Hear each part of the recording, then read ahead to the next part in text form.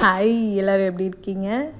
இன்றைக்கி நம்ம என்ன ரெசிபி பார்க்க போகிறோம்னா சிக்கன் 65 தாங்க. சிக்கன் ஃப்ரை எனக்கு தெரிஞ்ச ஸ்டைலில் நான் சமைச்சிருக்கேன்.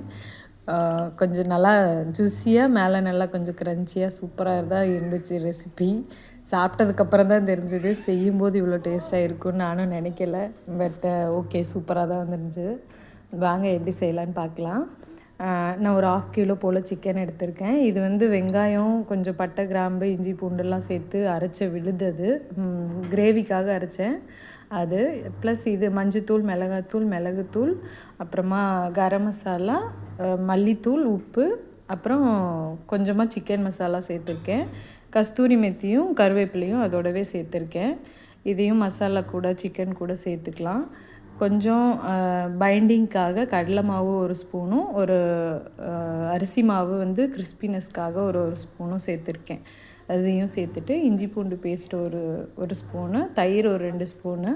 நான் கலருக்காக கொஞ்சமாக ஃபுட் கலர் ரெட் கலர் சேர்த்துருக்கேன். உங்களுக்கு வேணான்னா நீங்கள் ஸ்கிப் பண்ணிக்கோங்க. அப்படி இல்லைன்னா காஷ்மீரி ரெட் சில்லி போட்டிங்கன்னா உங்களுக்கு ஆட்டோமேட்டிக்காக கலர் வந்துடும்.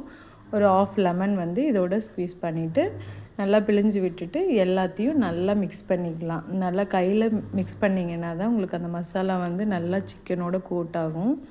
நல்லா ஒரு 5 மினிட்ஸ் நல்லா மிக்ஸ் பண்ணிவிட்டு இதை வந்து ஒரு 15 to 20 மினிட்ஸ் ஃப்ரிட்ஜ்லேயோ இல்லை ஃப்ரீசர்லேயோ வச்சிட்டிங்கன்னா கொஞ்சம் நல்லா அந்த சிக்கன் வந்து சூப்பராக அந்த இதோட ஆயிரும். ஃப்ரிட்ஜில் வைக்கும்போது நீங்கள் அது மாதிரி வச்சு எடுத்துக்கிட்டிங்கன்னா உங்களுக்கு சூப்பராக இருக்கும். இது மாதிரி 15 மினிட்ஸ் வச்சு எடுத்திருக்கேன் நான். இப்போ இதை வந்து பொரிச்சு எடுத்துக்கலாம் எண்ணெயை நல்லா சூடு பண்ணிவிட்டு, ரொம்ப ஹை ஃப்ளேமில் சூடாக வேண்டாம், ஓரளவு மீடியம் ஃப்ளேமில் சூடு பண்ணினதுக்கப்புறமா சிக்கன் பீஸை வந்து இதில் போட்டு எடுத்துக்கலாம். உங்களுக்கு எந்த அளவுக்கு எண்ணெய் வச்சுருக்கீங்களோ அந்த அளவுக்கு பேட்சாக போட்டு எடுத்துக்கோங்க. கொஞ்சம் மீடியம் ஃப்ளேமில் வச்சா தான் சிக்கன் நல்லா உள்ளே வந்து வெந்து வரும். அப்புறமா 2 பக்கமும் திருப்பி போட்டுட்டு நல்லா வெந்ததுக்கப்புறமா மேலே கிறிஸ்பியாக வந்துட்டு உள்ளே ஜூஸியாக நல்லா இருக்கும். மீடியம் ஃப்ளேமில் வேக வச்சிங்கன்னா. ஹை ஃப்ளேமில் வச்சிங்கன்னா உள்ளே வேகாமல் சீக்கிரமாகவே கருகிடும். அவ்வளோதாங்க, நம்மளோட சிக்கன் ஃப்ரை ரெடி ஆகிடுச்சு.